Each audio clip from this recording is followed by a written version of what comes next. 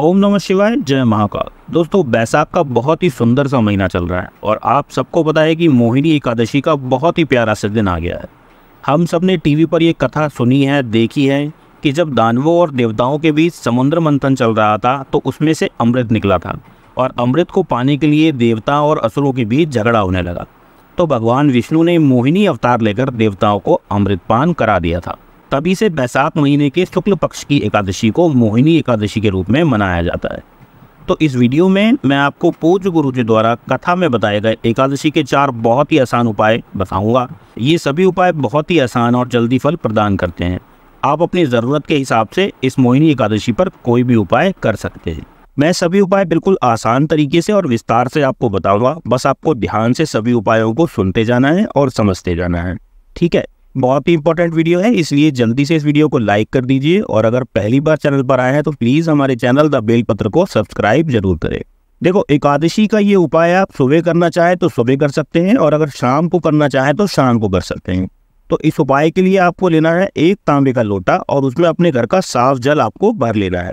आपको याद होगा कि गुरुजी हमेशा बताते हैं कि हमेशा अपने घर का ही जल हमें शिवलिंग पर समर्पित करना चाहिए। अब इस एक लोटा जल को लेकर आपको पहुंच जाना है महादेव के मंदिर में शिवलिंग के पास। अब सबसे पहले महादेव को प्रणाम करें और उसके बाद उत्तर दिशा की तरफ अपना फेस करके खड़े हो जाना है और आपकी जो भी मनोकामना आपके मन में है उसका आपको ध्यान करते हुए आपको इस कलश का जल श्री शिवाय नमस्तुभ्यम या ओम नमः शिवाय मंत्र बोलते हुए महादेव के शिवलिंग पर धीरे धीरे समर्पित कर देना है। अब यह जल जलाधारी से होता हुआ शिवलिंग से नीचे गिरेगा तो आपको अपने दाहिने हाथ में थोड़ा सा जल लेकर अपनी दोनों आंखों पर लगा लेना है। अब इस उपाय को ध्यान से सुनना। देखो, जल चढ़ाने के बाद आपको 2 मिनट के लिए मंदिर में बैठ जाना है और महादेव के किसी भी मंत्र का स्मरण करते रहना है।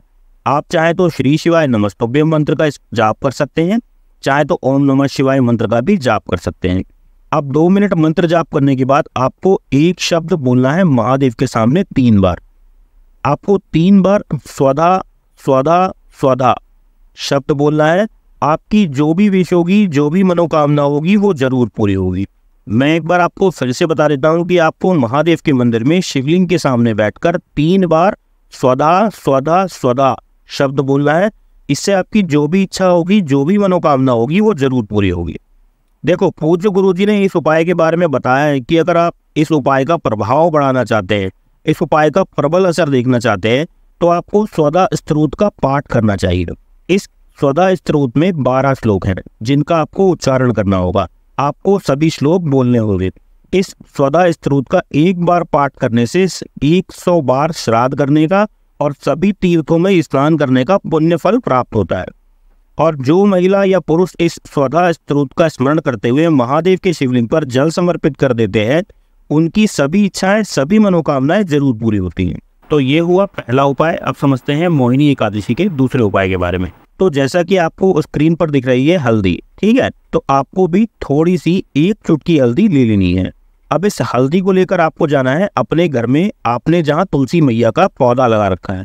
अब ये हल्दी आपको तुलसी के पौधे की जड़ में डाल देनी है। आपको विशेष ध्यान रखना है कि एकादशी वाले दिन तुलसी माता के पौधे में जल भूल कर भी नहीं चढ़ाना है। क्यों नहीं चढ़ाना चाहिए, इसके पीछे क्या कारण होता है? तो एकादशी वाले दिन माता तुलसी भगवान नारायण के लिए, भगवान विष्णु के लिए निर्जला व्रत करती है। इसलिए एकादशी पर और रविवार के दिन तुलसी मैया पर जल नहीं चढ़ाया जाता। लेकिन अगर कोई व्यक्ति एकादशी के दिन या रविवार के दिन तुलसी में जल समर्पित कर देता है तो ऐसा करने से तुलसी मैया का जो व्रत होता है वो टूट जाता है और ऐसा करने से आपको इसका दोष लगता है। इसलिए आपको बस 1 चुटकी हल्दी तुलसी के पौधे की जड़ में डाल देनी है। अब हल्दी समर्पित करने के बाद आपको ओम नमो भगवते वासुदेवाय नमः मंत्र बोलते हुए आपको तुलसी मैया की 7 परिक्रमा लगानी है। अब परिक्रमा लगाने के बाद आपको अपने परिवार के लिए, घर की सुख शांति के लिए, धन संपदा के लिए माता तुलसी से प्रार्थना करनी है। प्रार्थना करने के बाद इसी तुलसी के पौधे की थोड़ी सी मिट्टी आपको उठा लेनी है। अब ये थोड़ी सी मिट्टी लेकर आपको अपने घर वापस आ जाना है और आप अपने घर के जिस हिस्से में, जिस कमरे में सबसे ज़्यादा समय बिताते हैं उस कमरे के किसी भी कोने में ये 1 चुटकी तुलसी माता की मिट्टी को आपको डाल देना है। ऐसा करने से आपके घर की नेगेटिव एनर्जी समाप्त हो जाएगी और आपके घर में माता लक्ष्मी का वास होने लगेगा। तो अगर आपके घर में धन संपदा की कमी है तो इस मोहिनी एकादशी पर यह छोटा सा उपाय आप जरूर करके देखें। ठीक है, तो ये हो गया दूसरा उपाय। अब बढ़ते हैं तीसरे उपाय की तरफ, लेकिन उससे पहले एक छोटी सी विनती है आप सभी से। देखो, अगर अभी तक आपने इस वीडियो को लाइक नहीं किया है तो प्लीज़ जल्दी से जाके इस वीडियो को लाइक कर दीजिए, और अगर पहली बार हमारे चैनल पर आए हैं तो प्लीज़ हमारे चैनल द बेलपत्र को सब्सक्राइब जरूर करें। तो जैसा कि आपको स्क्रीन पर दिख रहा है एक बेलपत्र, तो आपको भी इसी तरह से 7 सुंदर सुंदर से बेलपत्र ले लेने हैं। और जैसा कि मैं अपनी हर वीडियो में आपको बताता हूँ कि जब भी किसी उपाय के लिए बेलपत्र आप लें तो हमेशा चेक करके लिए कि बेलपत्र कहीं से भी कटा-फटा नहीं होना चाहिए, खंडित नहीं होना चाहिए। ठीक है, अब इसके बाद आपको लेना है गंगा जल। ज़्यादातर सभी लोगों के घरों में गंगा जल रहता ही है, तो आपको भी थोड़ा सा गंगा मैया का जल ले लेना है। अब आपको लेना है एक तांबे का कलश, और इसमें सबसे पहले आपको डालना है गंगा जल। देखो, यहाँ थोड़ा ध्यान से समझना है कि अगर आपके पास गंगा जल ज़्यादा है तो आपको सिर्फ गंगा जल का ही प्रयोग करना है, लेकिन अगर आपके पास गंगा जल कम मात्रा में है तो आपको पहले थोड़ा सा अपने घर का जल इस कलश में लेना है, और फिर इसी कलश में थोड़ा सा गंगा जल आपको मिला लेना है। ठीक है, यहाँ तक समझ गए आप। अब आपके पास जो 7 बेलपत्र हैं उन्हें भी आपको इसी कलश में डाल लेना है। अब यह कलश लेकर आपको पहुंच जाना है महादेव के मंदिर में, शिवलिंग के पास। आपने देखा होगा कि महादेव के पास नंदी जी विराजमान रहते हैं। ठीक है, तो आप यह जो गंगा जल लेकर आए हैं वो आपको यही नंदी जी पर समर्पित करना है। ध्यान से समझना कि नंदी जी का जो उठा हुआ पैर रहता है, आपको कलश का गंगा जल नंदी महाराज के इसी उठे हुए पैर पर समर्पित करना है।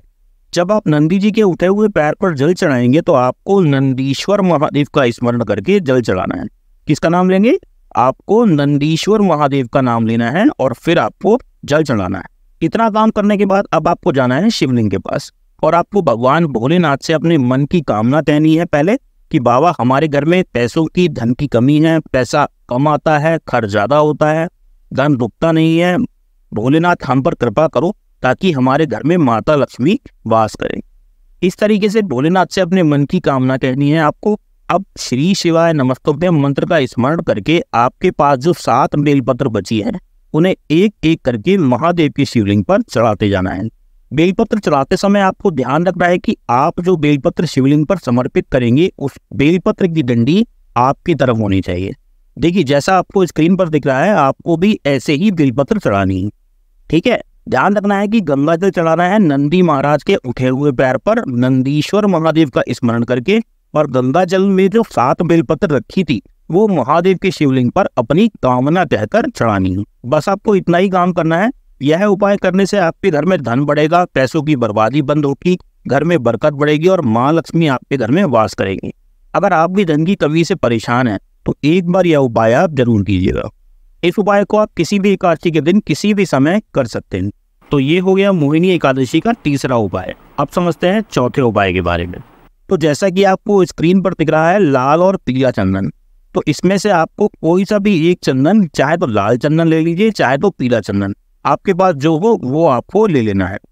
देखो, यह जो एकादशी का चंदन वाला उपाय है इसको करने से 2 फायदे होते हैं।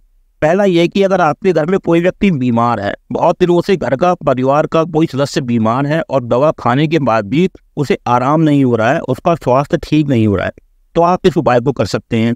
या फिर आपके घर का कोई सदस्य जो बहुत ज़्यादा क्रोधी है, बहुत गुस्सा करता है, तो भी आप इस उपाय को कर सकते हैं। यहाँ थोड़ा ध्यान से समझना है कि इस उपाय को नियम बनाकर करना है, इसलिए बहुत ध्यान से समझना। तो आपको लाल या पीला कोई सा भी एक चंदन ले लेना है, और इसके साथ ही आपको लेना है तांबे का कलश और उसमें अपने घर का साफ जल भर लेना है। अब इन दोनों चीज़ों को लेकर आपको पहुंच जाना है महादेव के मंदिर में, शिवलिंग के पास। देखो, शिवलिंग में 3 स्थान बहुत महत्वपूर्ण माने जाते हैं, और जो भी व्यक्ति इन 3 जगह पर उपाय करता है उसकी सभी इच्छाएं जरूर पूरी होती है। तो शिवलिंग में वो 3 स्थान कौन से हैं, आइए जानते हैं। तो शिवलिंग में वो 3 स्थान कौन से हैं?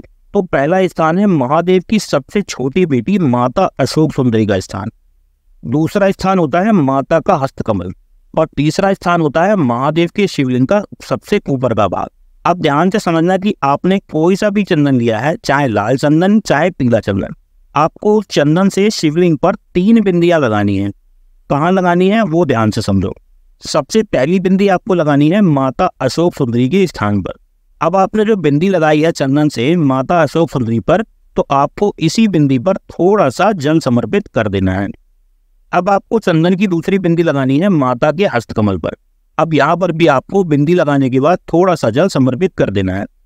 अब आपको महादेव के शिवलिंग पर चंदन की तीसरी बिंदी लगानी है और अब आपके कलश में जितना भी जल बचा है वो सारा जल आपको शिवलिंग पर भगवान भोलेनाथ पर श्री शिवाय नमस्तुभ्यम का स्मरण करते हुए समर्पित कर देना है। अब जब आप शिवलिंग पर जल समर्पित करेंगे तो आपके घर में जो व्यक्ति बहुत बीमार है या जो व्यक्ति बहुत क्रोध करता है, बहुत गुस्सा करता है, उसका नाम और गोत्र बोलकर आपको जल चढ़ाना है। यकीन मानिए वो व्यक्ति कितनी भी पुरानी बीमारी से परेशान हो या कितना भी क्रोध क्यों ना करता हो, कितना भी गुस्सा करता हो, धीरे धीरे उसकी सारी समस्याएं समाप्त हो जाएंगी। तो बस भगवान शिव पर भरोसा रखिए और भोलेनाथ का नाम लेकर जो उपाय आपको करना है वो आप कर सकते हैं। आशा है आपको सभी उपाय समझ आए होंगे। अगर वीडियो पसंद आई हो तो इसे लाइक करके अपने दोस्तों मित्रों के साथ शेयर जरूर करें। अगर पहली बार चैनल पर आए हैं तो प्लीज़ हमारे चैनल द बेल पत्र को सब्सक्राइब जरूर करें। अगर आपको कुछ पूछना है तो कमेंट बॉक्स में पूछ सकते हैं। आप हमारे सभी वीडियोस व्हाट्सएप और टेलीग्राम पर भी देख सकते हैं, उसका लिंक आपको डिस्क्रिप्शन में मिल जाएगा। अब मैं मिलूंगा आपसे अगली वीडियो में, तब तक हर हर महादेव।